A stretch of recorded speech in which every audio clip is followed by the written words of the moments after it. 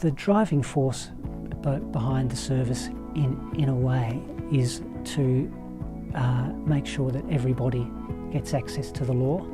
If only people with money can access the law isn't really working, and that has an impact on society. It's very important that there is some provision of people that can't afford to go to a lawyer or aren't able to legal aid, somewhere for them to go, because otherwise it's a total failure of the system. If people can't enforce their rights, what is the rule of law to them? It doesn't exist. A lot of people who access the service have knocked on a lot of doors and have found that they're rejected and unable to access support. We have to have some commitment to social justice. People on the margins just have to be provided for. So it's a great thing of pride that we have such a magnificent social service in the midst of our town.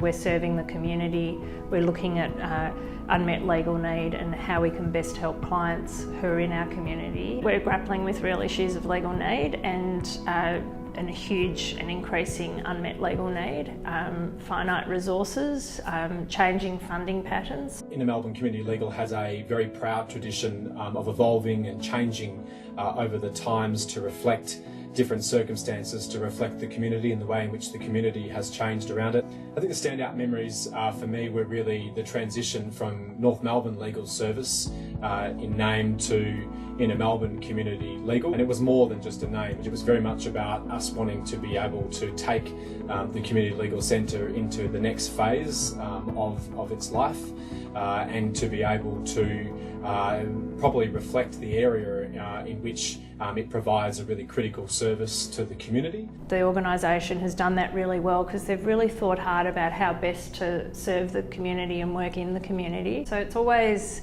I think, looking at what's the best outcome for the client base, who is our community, and how do we best work with them and do the best we can for them. How do we support the legal needs they have and their ability to interact with the legal system. So we could have continued to sit in our office in North Melbourne and say those that come will serve and those that can't get here are invisible to us. But we knew that there were parts of the community that were really missing out, particularly young homeless people in the city and women living in public housing who really could only see a lawyer during the day when they didn't have their partner or their children around.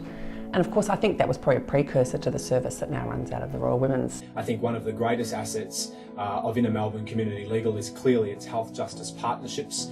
They were amongst the first partnerships that were established in Victoria through the Women's Hospital and then later through other hospitals, and I think that they are a leading example of addressing unmet legal need in our community in a really innovative way, and they are a standout service. I'm energised by the fantastic work they do in the community. When you hear the client stories, that's really the way you see the impact.